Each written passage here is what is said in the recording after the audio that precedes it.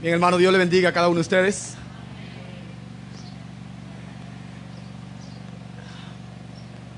Yo alabo al Señor por las canciones que nos recuerdan estas verdades.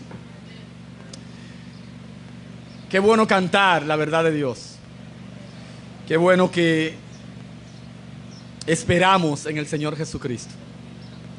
Es una bendición para con nosotros creer las verdades del Evangelio. Creer las verdades del Evangelio.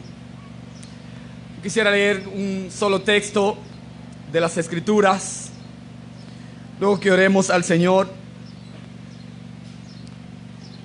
Y así iniciamos. El texto, Juan capítulo 11, versículo 25.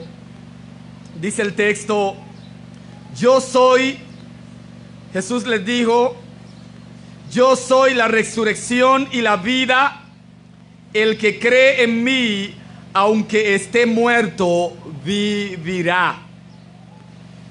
Yo soy la resurrección y la vida. El que cree en mí, aunque esté muerto, vivirá. Permítame leer el 26. Y todo aquel que vive y cree en mí, no morirá eternamente. ¿Crees esto? Vamos a orar a nuestro Dios. Me propongo compartir con ustedes este texto de las Escrituras que ya lo leímos completo, de Juan capítulo 11, 17 hasta el 37, aunque no vamos a ver todos los versículos en detalle, puesto que es una historia y hay verdades que se enfatizan más en un fragmento que otro. Pero me propongo compartir con ustedes: consolados por la resurrección. Consolado por la resurrección. Soberano Dios y Padre, nosotros bendecimos su nombre y le agradecemos, Padre, por incentivar nuestra fe, por edificarnos, por permitirnos, Dios, alimentarnos con su verdad. Gracias, Padre, porque usted nos ha hecho sus hijos, usted nos ha hecho su pueblo, usted nos ha hecho parte de su iglesia.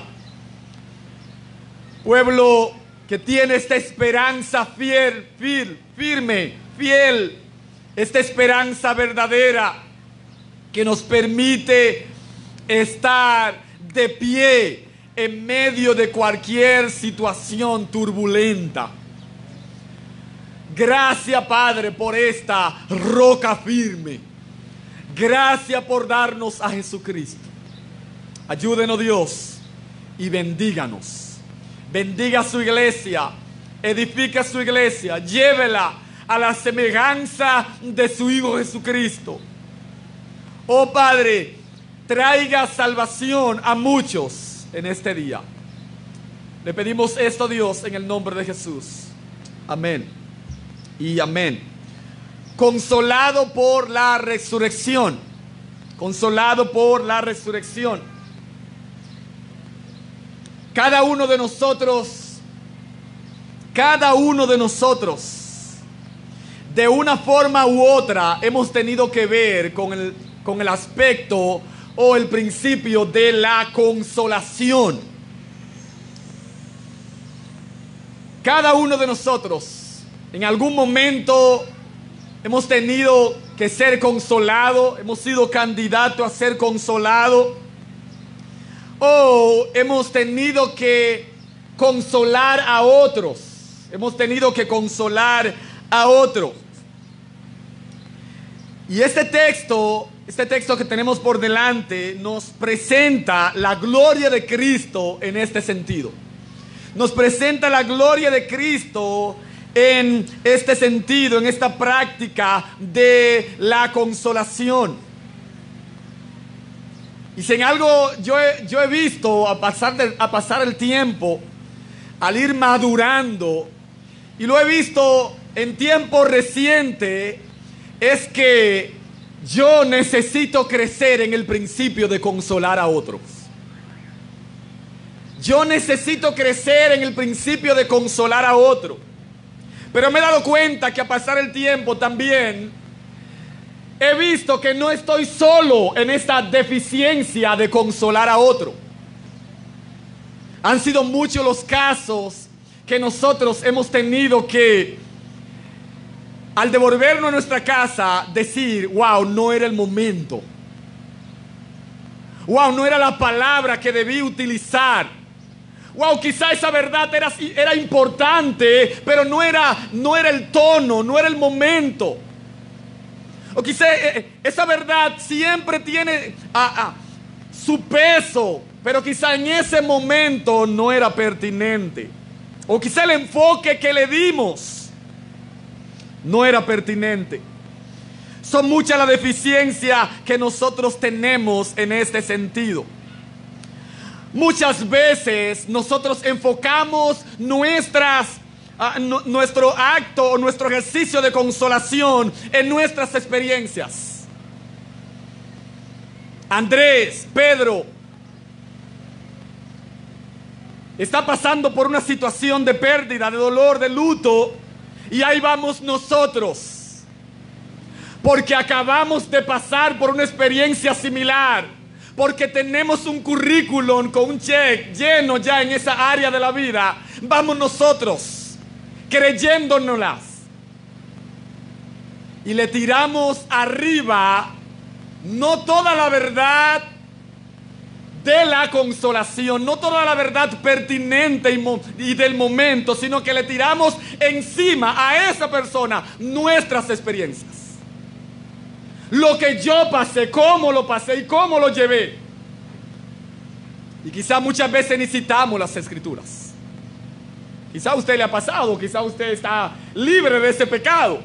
Pero han sido muchas las veces que yo he desviado la conversación y me voy y descanso, no en las escrituras, sino en mi experiencia. Porque cuando me sucedió a mí, porque cuando nos tocó a nosotros, hicimos esto y aquello, o nos comportamos de tal forma. Créeme que en el momento que suceden las cosas, en el momento que una familia está sufriendo o está lidiando con una pérdida, no quiere que tú le eches arriba lo tuyo. De hecho, lo tuyo no es importante, lo mío no es importante en el momento.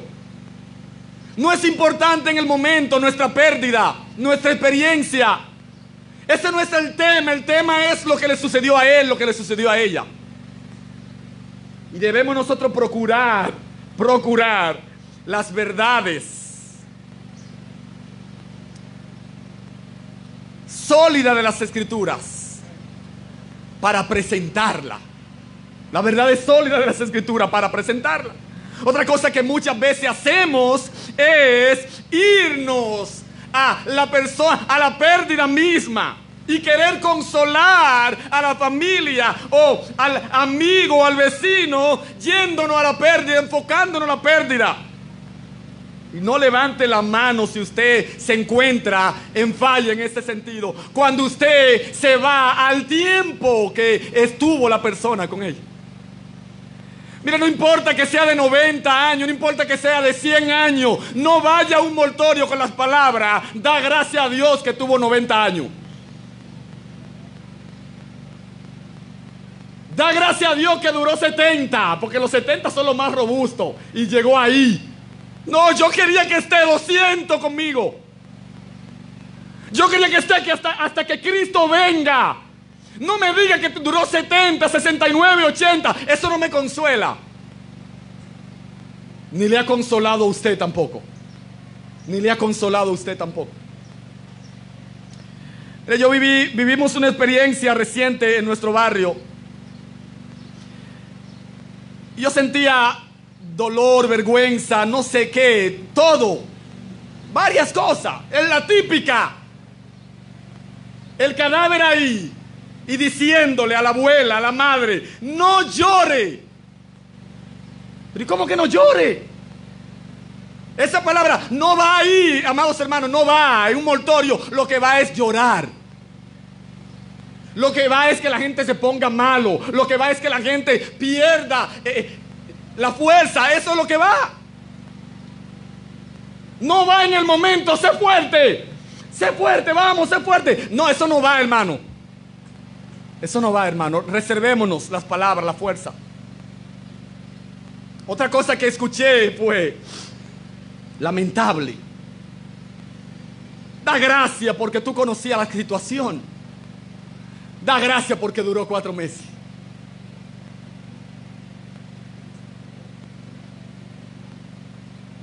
Quizás eso es verdad.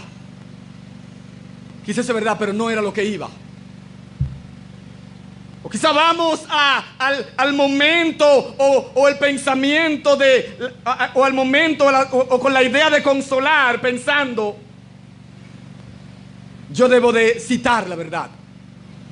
Sí, pero hay forma en donde citar la verdad. Hay forma cómo citar la verdad.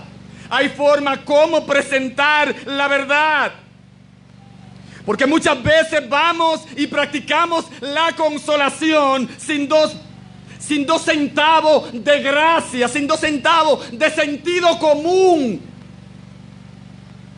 en donde no se admite un pensamiento nublado.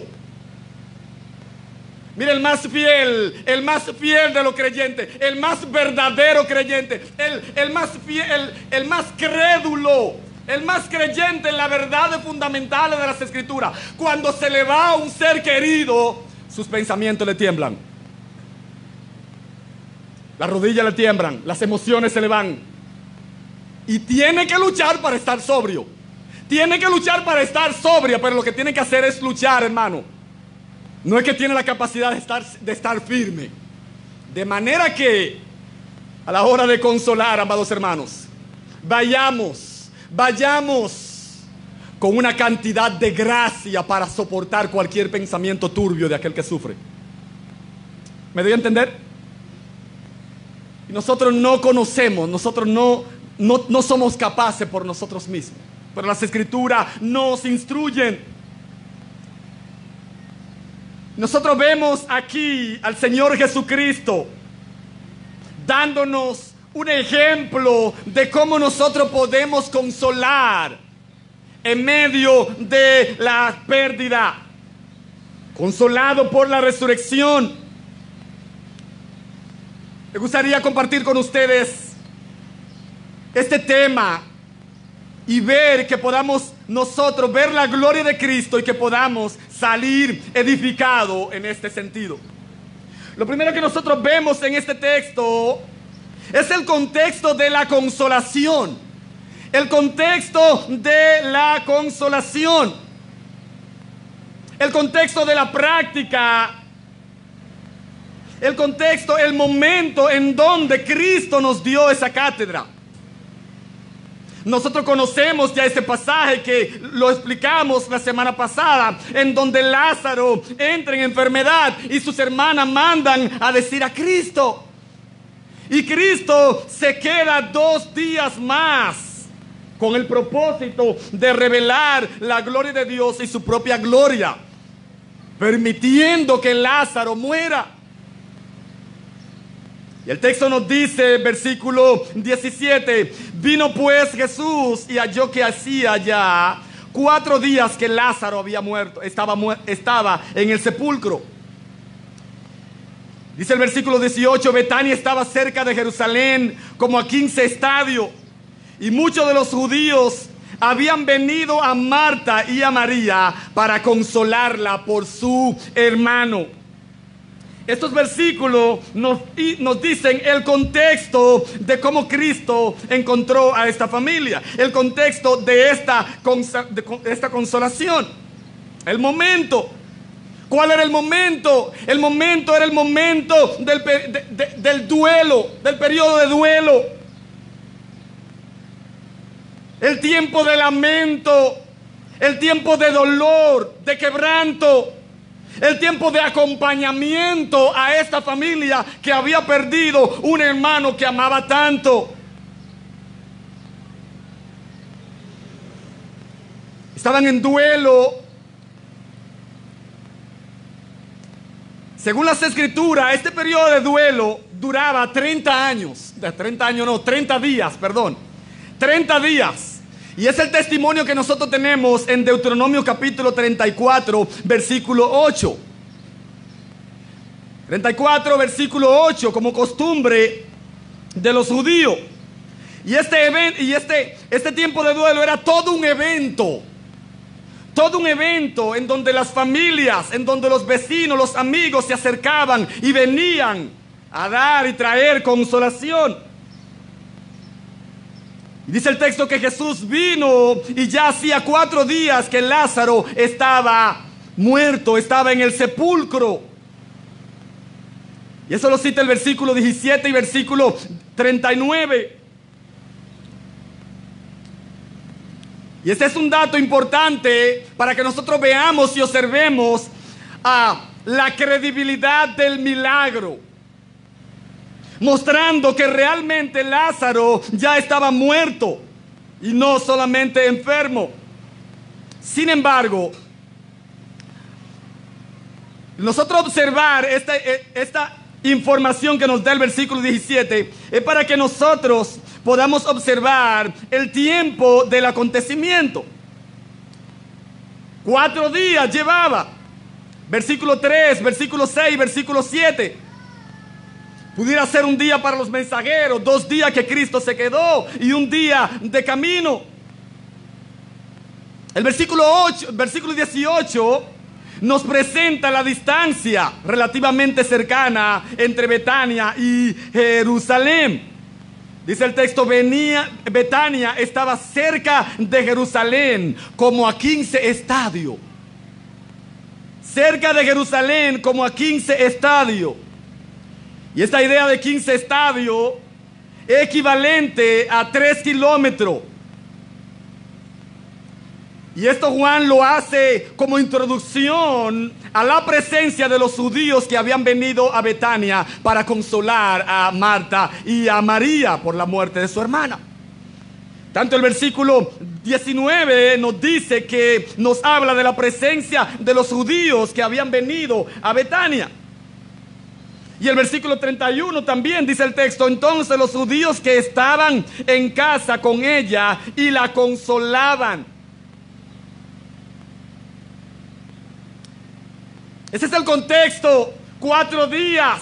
Jesucristo llega, encuentra a los judíos. No solamente nos dice que estaban los judíos allí, sino el texto nos habla de que eran muchos judíos. Muchos judíos a 3 kilómetros de Betania habían venido para consolar a esta familia, para estar con esta familia. Según el contexto, según los detalles que nos da ese texto, aunque en otras partes cuando el texto utiliza a los judíos, se refiere a los líderes judíos, en este sentido, el texto no nos permite interpretar que eran los líderes judíos, más bien eran gente del pueblo. Y esto lo podemos confirmar en el versículo 45 y 46. Cuando un grupo de ellos profesa fe en el Señor Jesucristo y cuando otro grupo de ellos presenta hostilidad al Señor Jesucristo ante el milagro, y van y le informan entonces a los líderes religiosos. ¿Qué es lo que nos dice este texto? ¿Qué es lo que nos enseña este texto? El texto dice que muchos de los judíos habían venido. Y este texto entonces podemos observar que esta familia era una familia influyente, era una familia conocida. Y el texto no nos presenta otro propósito aparte del venir para consolarla. No nos presenta otro propósito o otra razón. Pues pudiéramos nosotros inferir que era por causa de su influencia, por causa de ser conocido, por causa de su amor por ellos, en parte. Era una familia conocida, que conocía de Dios, conocía de la palabra, conocía y amaba al Señor Jesucristo. No estaban solos, y es allí en donde el Señor Jesucristo llega al encuentro con esta familia. Ese es el contexto. Pero en segundo lugar, miremos la necesidad. Miremos la necesidad de la consolación. Miren qué dice el texto, versículo 20. Dice el texto: entonces Marta, cuando oyó que Jesús venía, salió a encontrarle, pero María se quedó en casa. Y Marta dijo a Jesús: Señor, si hubiese estado aquí, mi hermano no habría muerto. Y dice el texto: mas también sé ahora que todo lo que pidas a Dios, Dios te lo dará. Este versículo nos muestra las palabras y la acción de María. En el versículo 20, nosotros podemos observar un paralelo entre las acciones de las dos hermanas con lo que nos presenta Lucas capítulo 10, versículos 38 al 42. ¿Ustedes recuerdan cuál era el carácter de ambas hermanas? ¿Ustedes recuerdan? De hecho, lo mencionamos la semana pasada. Marta era activa y animada, como dice el texto en Lucas, preocupada con muchos quehaceres, según Lucas capítulo 10, versículo 40. María era la callada y analítica, como le llaman los comentaristas. Y dice el texto: sentándose a los pies de Jesús, oía su palabra.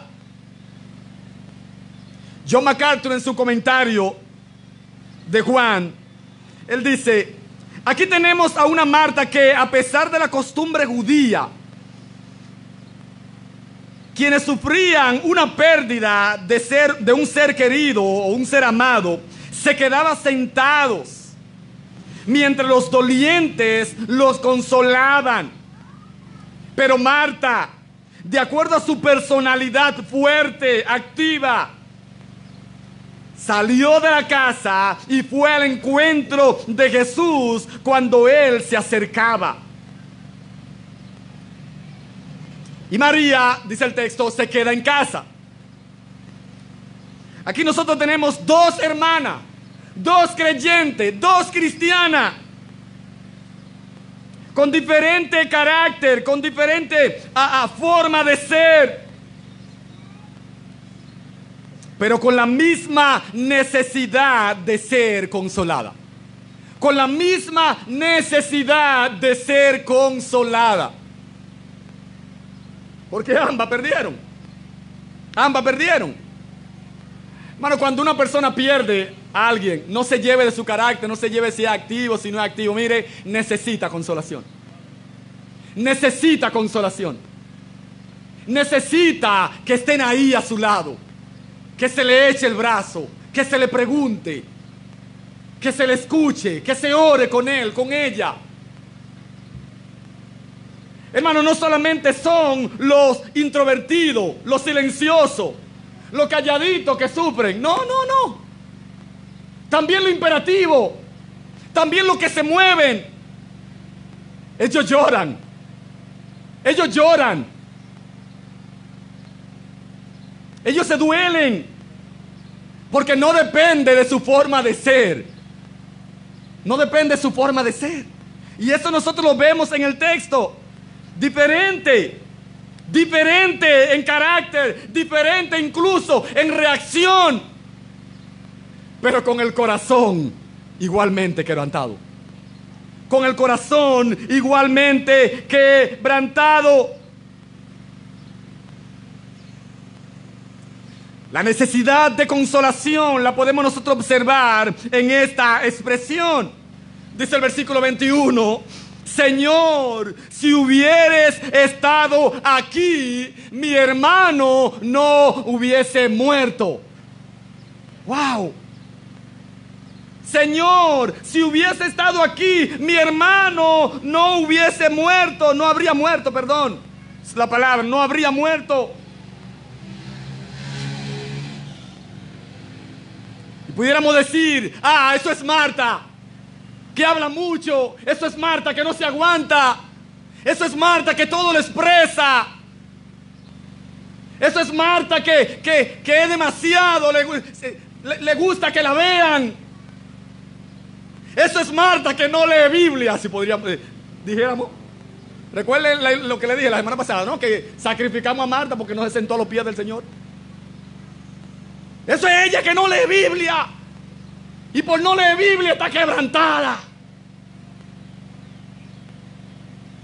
Y nosotros encontramos aquella que se puso a los pies de Jesús para escuchar su palabra, haciendo lo mismo aquí. A los pies de Jesús, cuando le dijo, el maestro te llama, se puso a los pies de Jesús. Eso parece que era su postura favorita. A los pies de Jesús. Y le digo, Señor, ¿sabe qué le digo? Las mismas palabras. Las mismas palabras. Si hubieses estado aquí, mi hermano no habría muerto.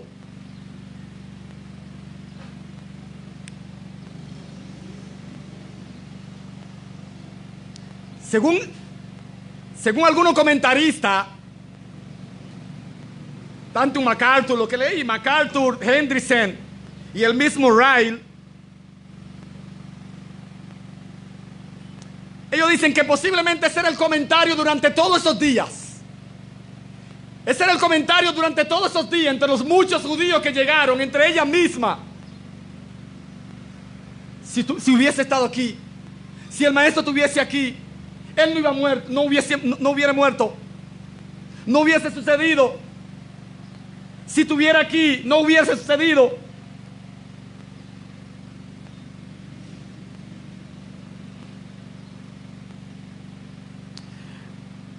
Esta expresión nosotros podemos observar que según el contexto no es una expresión de reprensión al Señor Jesucristo. No es una reprensión ni una queja con el Señor Jesucristo en sí.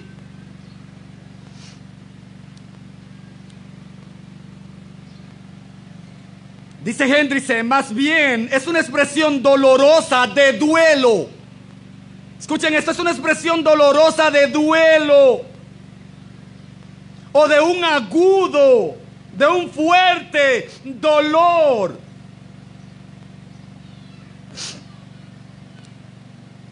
Fin de lo que dice Hendrickson. La realidad es que es una expresión que raya en la desesperación. Es una expresión que raya en la desesperación. Y una mezcla con una expresión, aunque débil, pero una expresión de fe. Escuchen esto, amados hermanos. Aunque débil, pero es una expresión de fe. Porque aunque realmente tiene el síndrome, si hubiese. Recuerden, es un síndrome. Todo lo que pasa, ahí estamos nosotros trayendo todo para martillarnos nosotros mismos. Y yo he vivido eso. Este último año lo he vivido. Si hubiese salido a tiempo. Si nos vamos de una vez, si hubiésemos seguido para San Pedro. Mira, ustedes no se imaginan. Oren por mí. O con honestidad se lo digo, oren por mí. Porque durante todo este año he tenido esto ahí en mi mente. Y ahí, y sí. Ahora, este sí, ella lo está dirigiendo, ¿sabe a quién? A Cristo.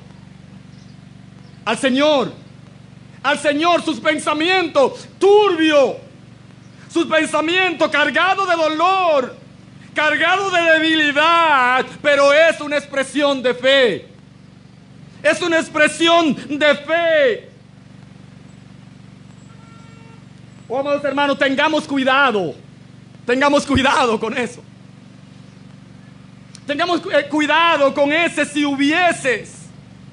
Tengamos cuidado con ese si hubieses.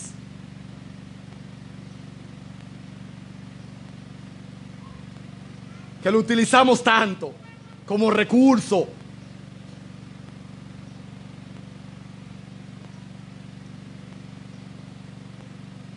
No es una reprensión, amados hermanos. Es una expresión cargada de dolor y aunque débil, pero cargada de fe.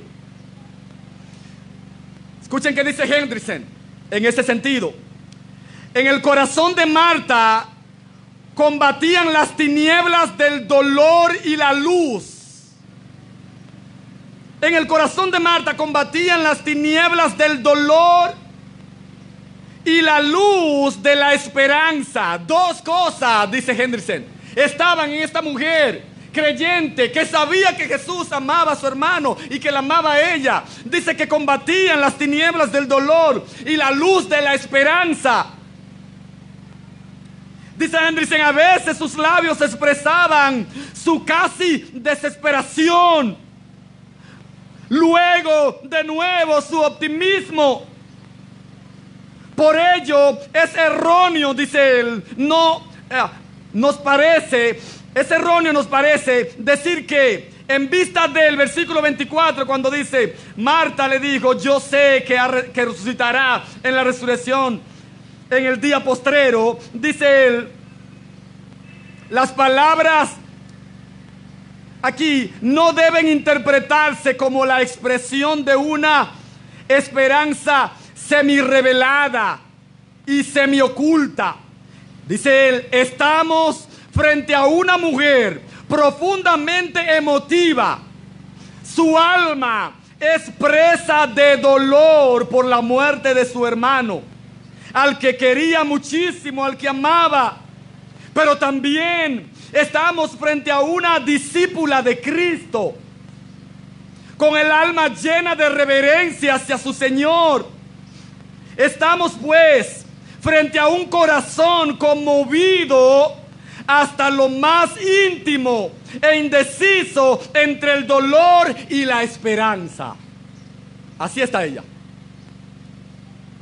Un dolor cargado, lleno de dolor, de debilidad, pero aferrada a la esperanza. Aferrada a la esperanza. Y eso es lo que nos pasa a nosotros. Eso es lo que le pasa al ser humano. Cuando pierde, al creyente, eso es lo que le pasa. No se queda igual, no, se duele, llora, se quebranta. Entra en un proceso de turbación.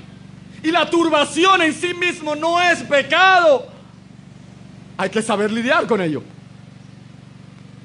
Pero no es pecado en sí mismo. Es parte de nuestra debilidad. Pero no es pecado en sí mismo este proceso de duelo, este proceso de quebranto. Es por eso que decía ahorita, y vamos a ver más adelante, que debemos de ir cargados de un gran por ciento de gracia, sabiendo o con la disposición de escuchar palabras cargadas de altos y bajos. Cargado de altos y bajos.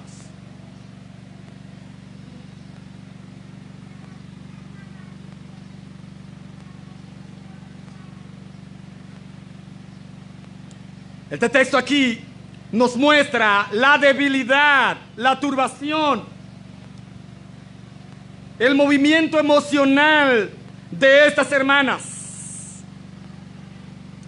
Nosotros podemos observar aquí también, en el versículo 22, ella no solamente dice, si hubiese estado aquí mi hermano, no hubiera muerto. El texto nos dice, versículo 22, mas también sé ahora que todo lo que pidas a Dios, Dios te lo dará. ¿Saben qué es eso? ¿Saben qué es eso? Seguimos con el mismo tono. Una expresión, aquí no cargada de dolor, sino una expresión de confianza, pero con una fe débil. De confianza, pero con una fe necesitada de intrusión.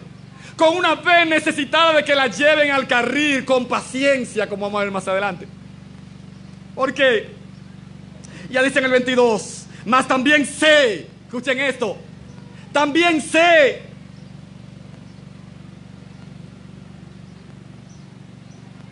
ahora que todo lo que pidas a Dios, Dios te lo dará. Ella está yendo al lugar específico y está hablando y está descansando en la persona que debe de descansar, en el Señor Jesucristo. Sin embargo, ella necesita. Es una fe que muestra que necesita intrusión. Porque solamente está viendo al Señor Jesucristo como intercesor. Solamente está viendo al Señor Jesucristo como aquel que Dios puede escuchar. Y eso es verdad. Eso es verdad.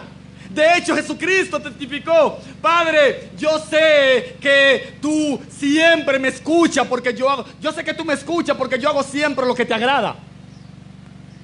Y Él intercede por nosotros. Y es parte de su ministerio. Nuestro mediador. Él es el mediador entre Dios y los hombres. Él es quien puede llevar nuestra causa a Dios. Sus oraciones nunca fallan, sus oraciones siempre son contestadas. Sus oraciones son las mejores que se pueden expresar. Y de hecho Él lo hace, según el texto en hebreo. Porque Él resucitó y vive. ¿Y sabe para qué Él vive? Dice el texto en hebreo. Él vive siempre para interceder por ellos, dice el texto. Él vive siempre para interceder por su pueblo. Y María tiene esta verdad en su mente. Pero a María le falta intrusión. ¿Y cuál es la intrusión que le falta a María? ¿En dónde se ve la necesidad de consuelo? ¿En dónde se ve la necesidad de ordenarle los pensamientos? De hecho, eso es la consolación. Eso es la consolación, ordenar los pensamientos, llevar los pensamientos a Dios. Para que descansemos en Él, en su verdad inmutable, con fe. Y María aquí en esta expresión está mostrando que necesita realmente que se le ordenen sus pensamientos. Hay fe porque dirige al Señor Jesucristo. Hay fe porque está consciente que todo, escuchen esto, ella dice que todo, que no hay una cosa que se le escape al Padre para responderle a Cristo. Dice el texto: yo sé ahora que todo lo que pidas a Dios, todo lo que pidas a Dios, Dios te lo dará, incluyendo esta situación de mi hermano. Pero María y su hermana, en este sentido María, estaba pasando por alto quién era Cristo. Estaba pasando por alto quién era Cristo. Por lo menos en este momento, en esta expresión. Ella no estaba lidiando, no estaba hablando, no se estaba dirigiendo a Cristo como el Dios verdadero. Yo sé que Dios te escucha y te responde todo lo que tú le digas. Y estaba viendo a Cristo solamente como un mediador seguro. Pero ella estaba poniendo a un lado que Cristo es Dios. Que Cristo es Dios y que puede actuar. Y que puede actuar soberanamente en esta situación. Puede actuar soberanamente en esta situación. Y es allí que nosotros podemos observar esa necesidad de consolación, esa necesidad de acompañamiento, esa necesidad de instrucción. Veamos entonces, en tercer lugar, ¿cuál es el instrumento de la consolación? ¿Cuál es el instrumento de la consolación?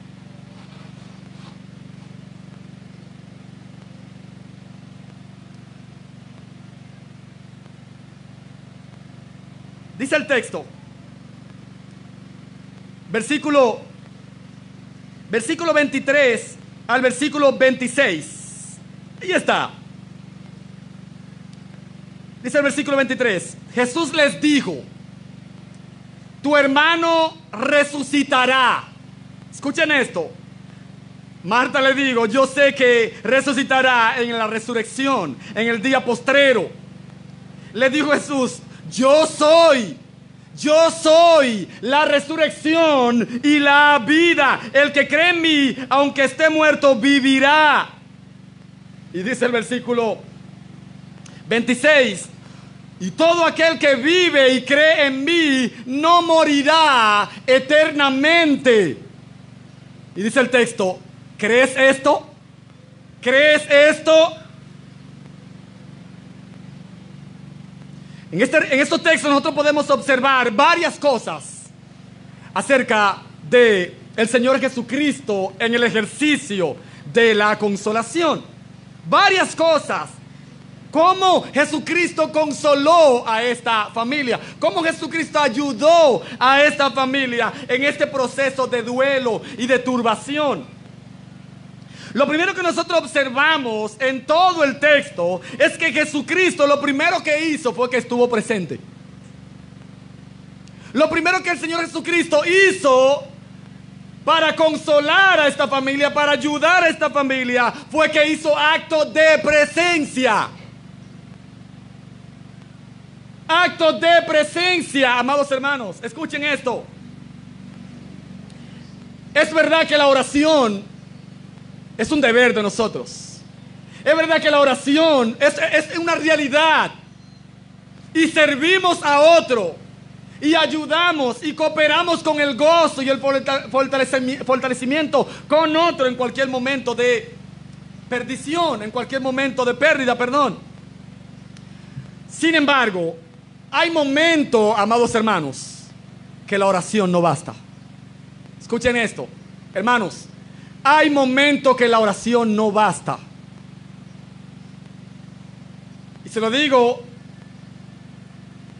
por lo que estamos viviendo y por lo que hemos vivido. Hermanos, hemos estado perdiendo personas, perdiendo familia. Y seguiremos perdiendo y seguiremos. La gente se seguirá muriendo, nuestros vecinos se seguirán muriendo, nuestros familiares seguirán muriendo. Hermano, no se conforme con orar solamente. Ore si es bueno, es piadoso, es una bendición. Hermano, pero haga acto de presencia. Escuche esto, haga acto de presencia. Haga acto de presencia en medio de una pérdida, haga acto de presencia. Y no se lleve, no tome por excusa el coronavirus. Porque para utilizar ya un cliché, usted va al banco. Usted va a Iberia. Usted va a la tienda. En el contexto nosotros los hombres jugamos baloncesto y no con mascarilla. Piña, rey, no, la piña. No, durísimo. Y sudamos el uno al otro y arriba. No te preocupes que solamente el aire, el sudor no importa. Hermano, no tomemos como excusa la pandemia. Hermano, si hay una pérdida entre nosotros, o entre un familiar, o entre un vecino, entre un amigo, haga acto de presencia. Haga acto de presencia, porque la soledad en medio de una situación de pérdida es peligrosa. Es peligrosa. Y dice el texto que Jesucristo vino y estuvo ahí. Estuvo ahí. Hizo acto de presencia para consolar, para ayudar. Pero no solamente eso, el texto nos dice, o podemos ver en el texto, que es en el versículo 23, cuando nosotros vemos que Jesús dijo, es en el versículo 23 que Jesús dijo. ¿Sabe qué es lo que nos dice el texto? O que podemos observar en el texto, es que el Señor Jesucristo, una de las cosas que hizo para llevar a cabo la consolación y la ayuda en medio del dolor, ¿usted sabe qué hizo Cristo? Escuchó. Escuchó con detenimiento, escuchó pacientemente escuchó sobriamente, estuvo ahí escuchando, hizo silencio y se expuso, prestó oído, como decimos nosotros. Juan, después que nos narra el contexto, nos dice: entonces María. Y cuando vemos en el texto, versículo 28, habiendo dicho esto, fue y llamó a María, su hermana, diciendo en secreto: el maestro está aquí y te llama. Dice el texto que ella, cuando lo oyó, se levantó de prisa y vino a él. Dice el texto: Jesús todavía no había entrado en la aldea, sino que estaba en el lugar donde Marta le había encontrado. Entonces los judíos que estaban en casa con ella y la consolaban, cuando vieron que María se había levantado de prisa y había salido, le siguieron diciendo: va al sepulcro a llorar.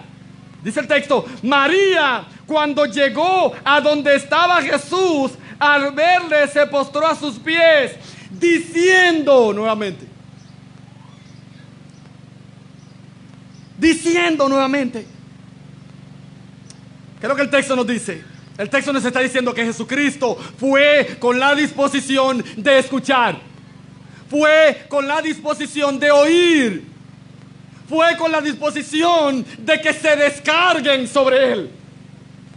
¿Están entendiendo, amados hermanos? De que se descarguen sobre él. Y eso hicieron. Eso hicieron estas hermanas. Había un pensamiento, había turbación. Habían cosas: cuando él llegue, yo le diré esto, yo le diré aquello. Y así fue. Está ahí el maestro. Una salió corriendo y le dijo, y se descargó en el maestro. Y le dijo: si hubiese, yo sé que todo lo que pida el Padre, a Dios, Él te lo dará.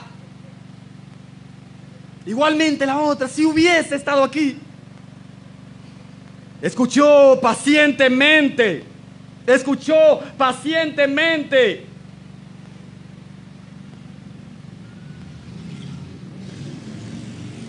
No solamente que escuchó pacientemente, escuchen esto, amados hermanos.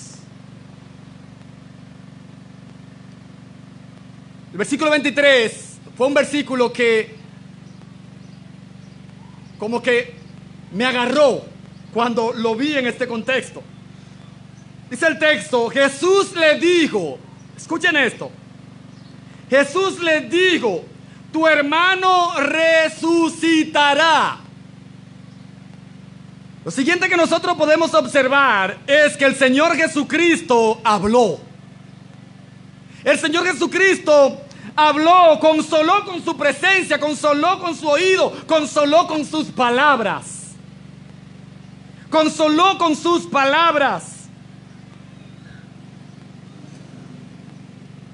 Ahora, la palabra de Cristo en este texto, esta expresión, esta sola expresión, tu hermano resucitará, son unas palabras cargadas de gracia, unas palabras llenas de gracia, gracia abundante. Gracia abundante. ¿Y por qué digo gracia abundante?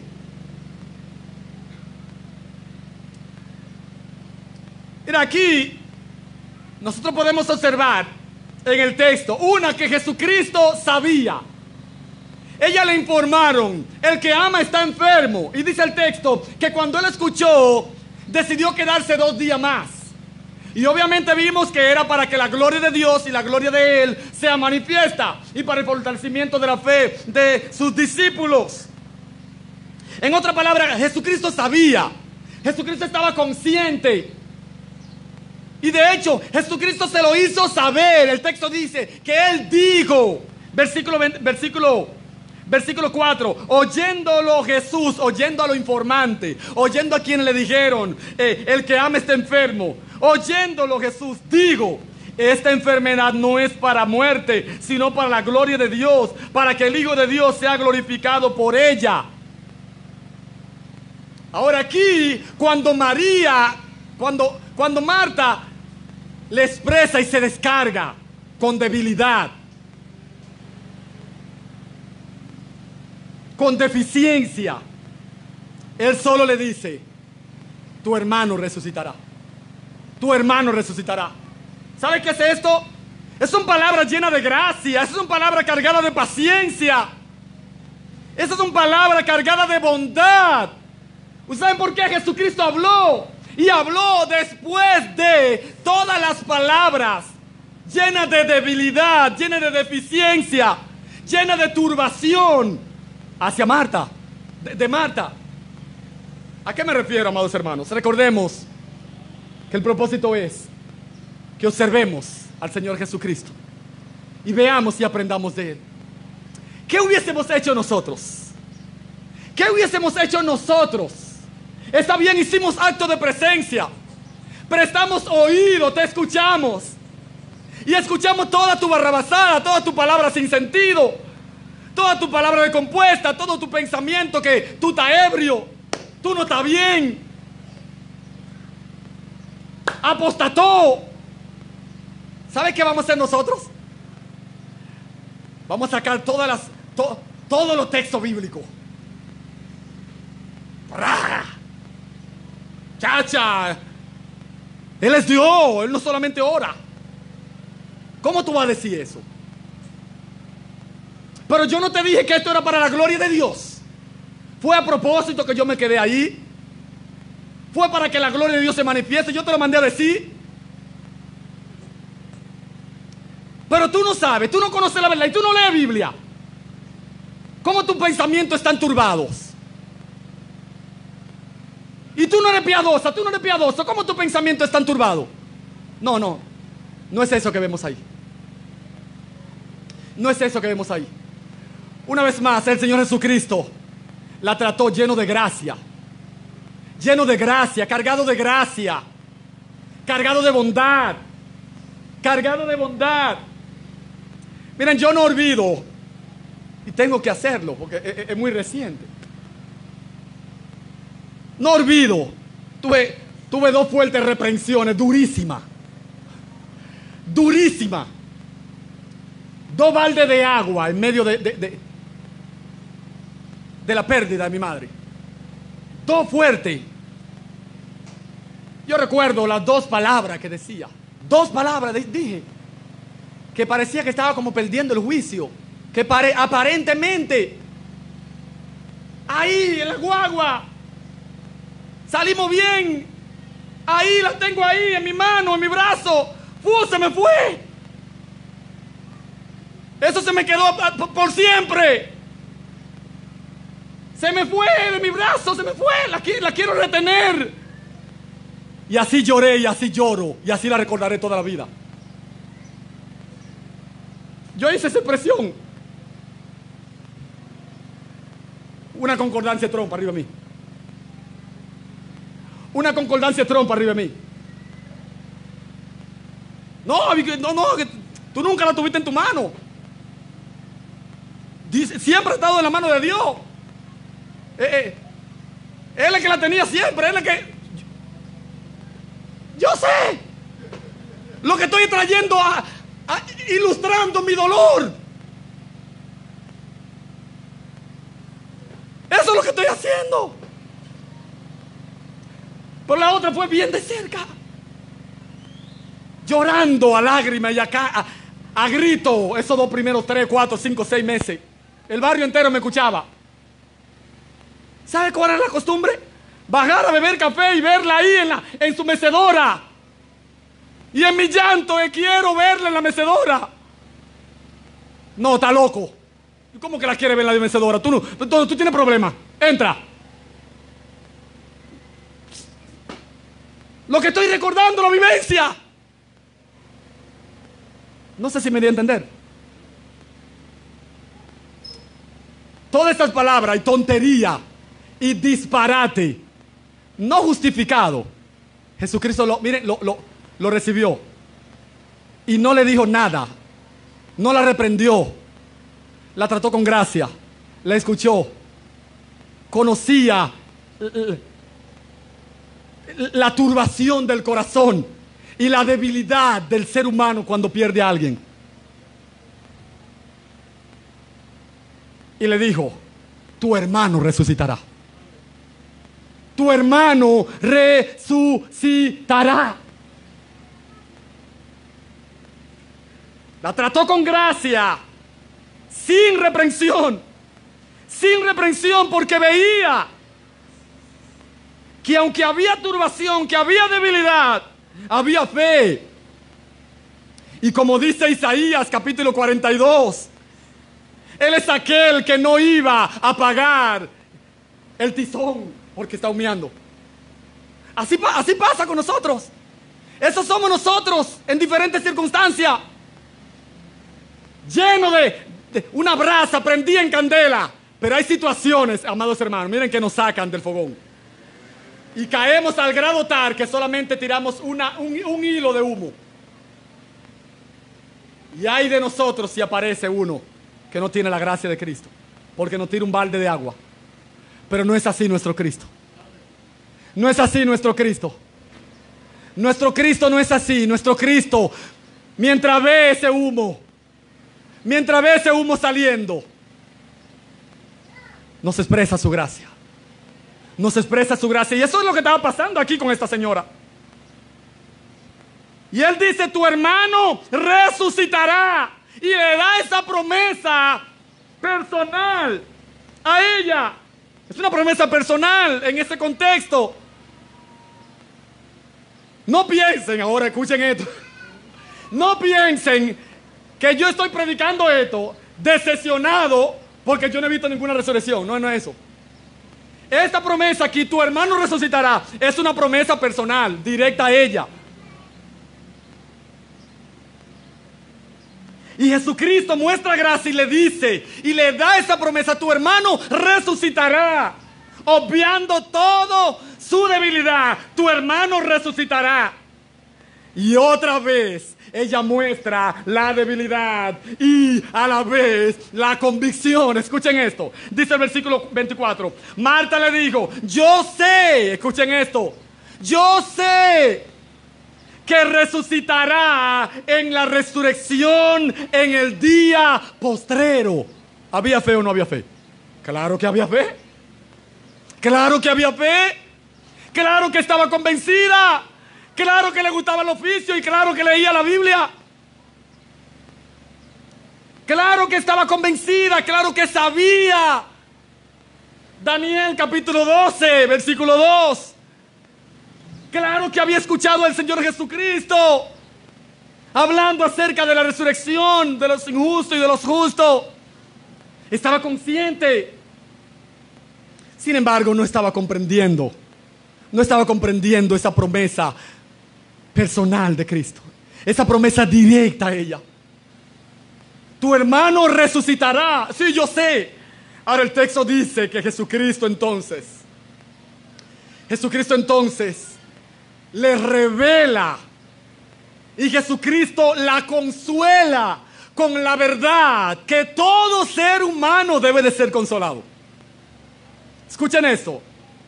Él dice: yo soy la resurrección y la vida. El que cree en mí, aunque esté muerto, vivirá. Y dice el texto: y todo aquel que vive y cree en mí no morirá eternamente. No morirá eternamente. ¿Recuerdan la expresión cuando él dijo: esta enfermedad no es para muerte? Bueno, aquí está la interpretación. Aquí está la interpretación. A esto se refería, si alguno de ustedes se puede, diciendo: vea acá, Fidel como que voló eso la semana pasada. A esto se refiere. La muerte no tendrá su victoria final. La muerte no saldrá victoriosa. Él le dice: yo soy la resurrección y la vida. Otro de los yo soy de Juan, revelando su deidad, revelando que Él es Dios, revelando que Él es la vida y Él es la victoria sobre la muerte. Eso es.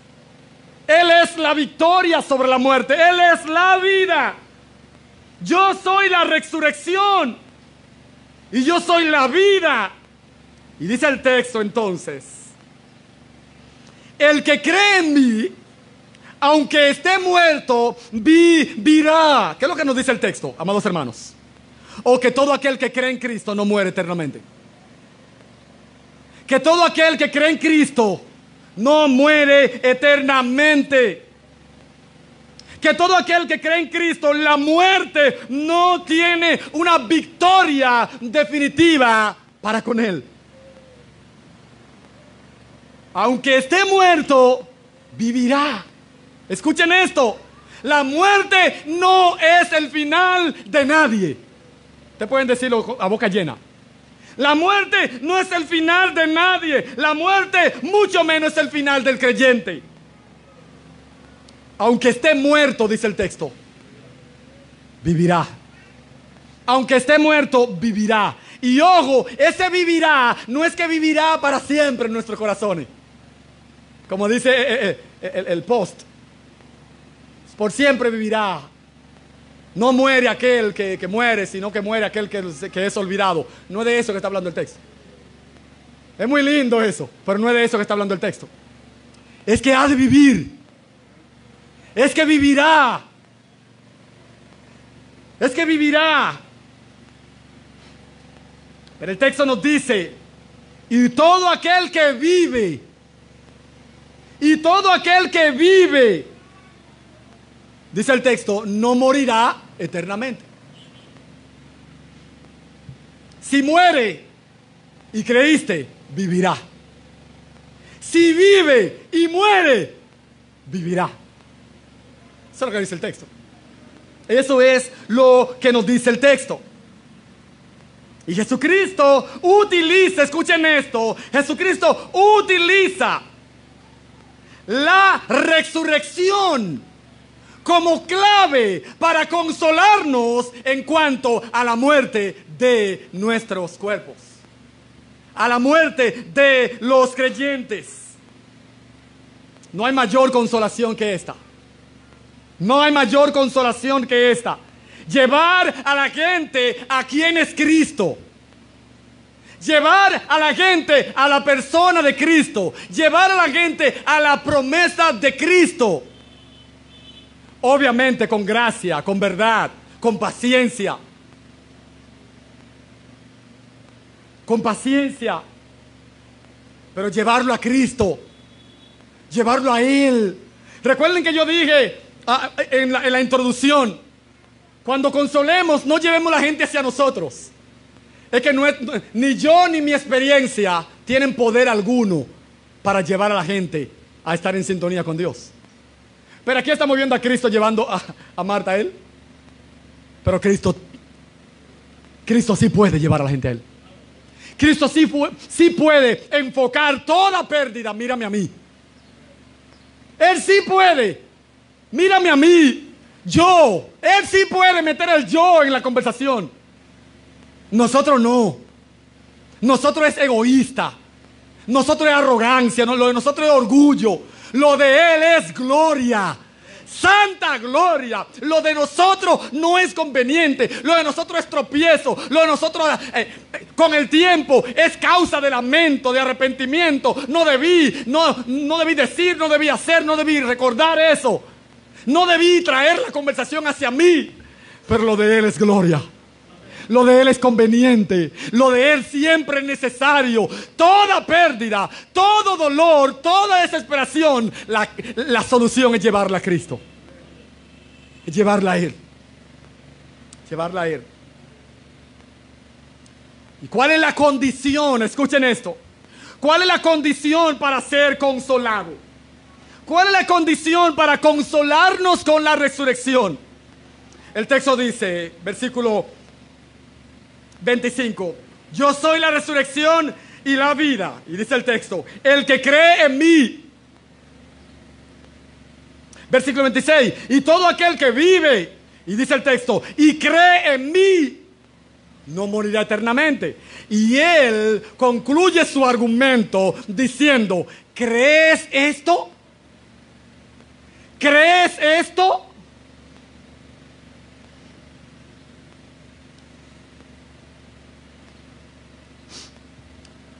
Amado, la clave no está en creer la doctrina de la resurrección. Ese es el punto. Si nosotros queremos consolarnos a nosotros y consolar a otro, la clave no es ir ahora a una teología sistemática y aprendernos qué dice fulano de tal acerca de la doctrina de la resurrección. ¿Qué dice la Confesión Bautista de Fe del 1689 acerca de la resurrección de entre los muertos? No es eso. La clave está ahí en creer quién es Cristo. En creer en la persona de Cristo. Porque creyendo en la persona de Cristo es que hay consolación. Es que hay consolación. No solo está oh sí, habrá, un día resucitaremos. No puede ser la doctrina de la resurrección la clave. Oigan, ¿por qué? Daniel capítulo 12, versículo 2, dice el texto, y muchos de los que duermen en el polvo de la tierra serán despertados. Y dice el versículo, unos para vida eterna y otros para vergüenza y confusión perpetua. ¿Sabe qué es lo que nosotros podemos ver en el texto? Oh, que todo el mundo resucitará. Que todo el mundo resucitará. Ahora unos resucitarán para vida eterna y otros resucitarán para muerte y vergüenza eterna. Y en el mismo libro de Juan, el Señor Jesucristo había enseñado eso. Juan capítulo 5, versículo 28 y 29. No os maravilléis de esto. No os maravilléis de esto, de este milagro. Porque vendrá hora cuando todos los que están en los sepulcros, dice el texto, oirán mi voz. Todos los que están en el sepulcro oirán mi voz. Resurrección. Y dice el texto, miren ahí la limitación y la separación. Y los que hicieron lo malo saldrán a resurrección de vida. Mas lo que hicieron lo bueno, saldrán a resurrección de vida. Mas lo que hicieron lo malo, a resurrección de condenación. De manera que el punto no es la resurrección. El punto es cuando resucite. ¿Resucitará para condenación o resucitará para vida eterna? ¿Cuál es la clave entonces de resucitar para vida eterna o resucitar para condenación? Jesucristo dice, yo soy la resurrección. Yo soy la vida. Y dice el texto, el que cree en mí. De manera que el punto es la fe en la persona del Señor Jesucristo. La fe en la persona del Señor Jesucristo hace la separación. Despeja un punto más partiendo de la resurrección. Y él dice, ¿crees esto? ¿Crees esto? Amado hermano, ¿crees esto? Amigo que está con nosotros, ¿crees esto? ¿Crees esto? ¿Está viendo a Cristo? Ve quién es Él, ve sus promesas. Y Él promete esto por cuanto Él ha de vencer la muerte y la venció. Como vamos a ver más adelante. Esa promesa Él la da por cuanto Él ha de vencer la muerte. ¿Crees esto?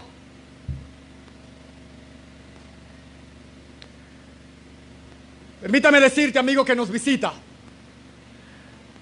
el asunto de resurrección para condenación o para muerte o para vida no está en tú hacer una oración. en tu pedirle a Cristo que entre a tu corazón, en tu saber. No. Es el tú ver la verdad de Cristo, entender la verdad de quién es Cristo, qué Él ha prometido y creerlo. Jesucristo le está diciendo aquí, ven ahora conmigo. Y obviamente aquí Él no le está evangelizando, ese no es el punto. Pero Él está expresando unas verdades sistemáticas. Él está expresando unas verdades claras. Yo soy, Él resucitará. Sí, yo sé que Él resucitará en el día postrero. Yo soy. ¿Qué tú eres, Cristo? La resurrección y la vida. ¿Qué es resurrección? Oh, volver. ¿Y qué es la vida? Vivir por siempre. ¿Tú crees esto? ¿Crees esto? ¿Crees que Jesucristo venció la muerte? ¿Que Él vence la muerte? ¿Que la vida está en Él? ¿Y que sin Él está muerto en tus delitos y pecados? Esa es la condición para ser consolado por toda la eternidad. No es verdad, escuchen esto, no es verdad que nos consolamos con los pensamientos y las vivencias que nos dejaron. Eso no consuela a nadie. Eso no consuela a nadie. La consolación es tener la esperanza de que lo verá en la vida eterna. De que lo verá en la vida eterna. ¿Crees esto? Escuchen la respuesta de Marta. Dice el texto, le digo, sí, Señor. Escuchen esto, sí, Señor, yo he creído. Sí, Señor, yo he creído. Hemos creído, amén. Hemos creído. ¿Cuánto hemos creído? No es costumbre entre nosotros decir, ¿cuánto hemos creído? No es costumbre eso.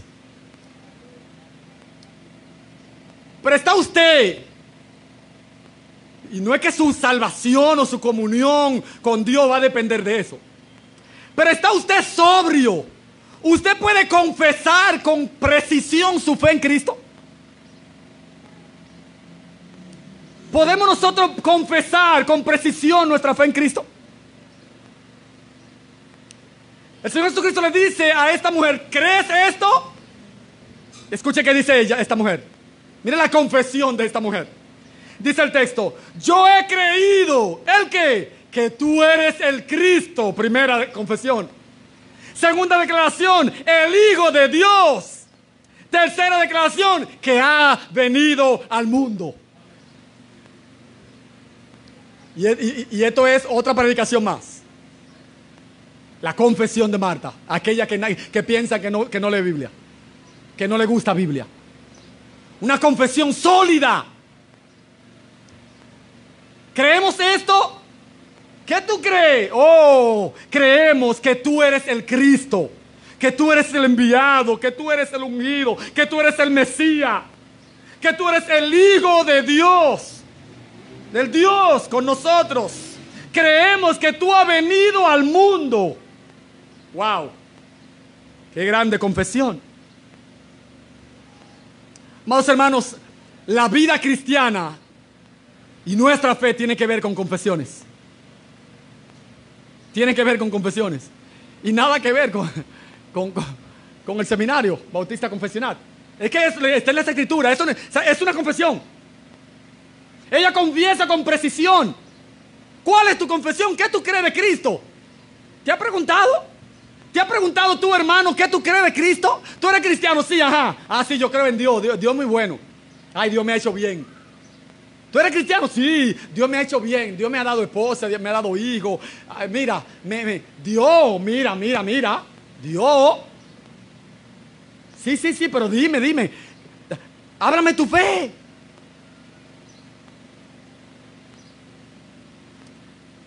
La vida cristiana tiene que ver con confesión, con tener claro verdades específicas.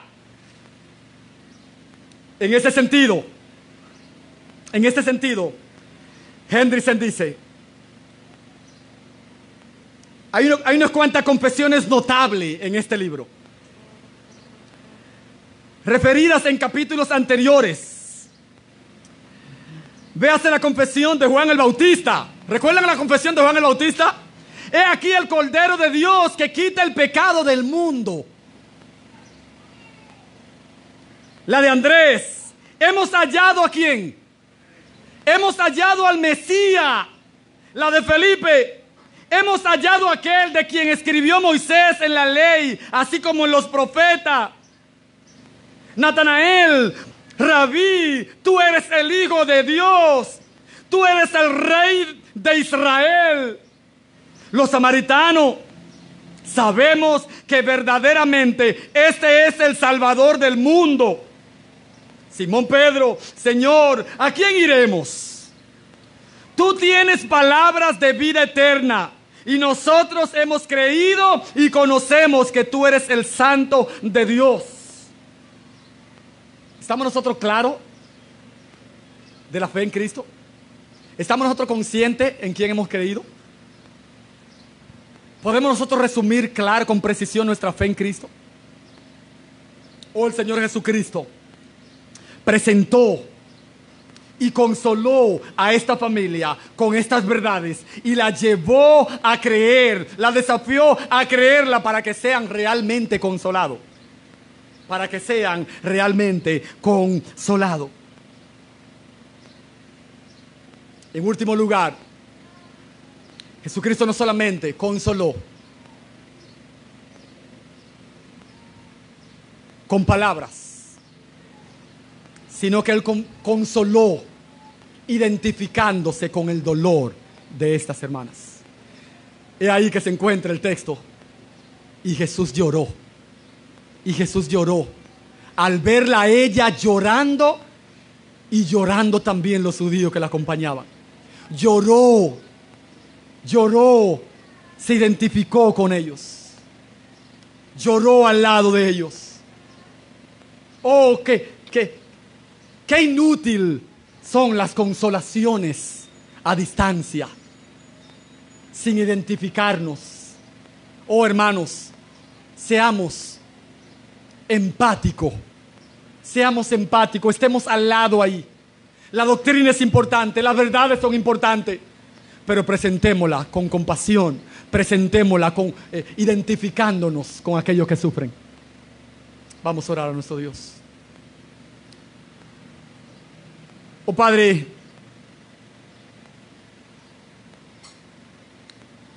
le damos gracias a usted por este tiempo. Gracias a Dios por su palabra. Gracias por Cristo. Gracias porque en Él, Señor, tenemos palabra de verdadero consuelo. Palabra que son roca firme. Palabras que nos permiten anclar con seguridad nuestras almas más allá de la muerte. Oh Dios, traiga usted y bendiga usted y haga usted correr su palabra para que sea glorificado entre nosotros. En el nombre de Jesús. Amén y amén. Dios le bendiga, amados hermanos.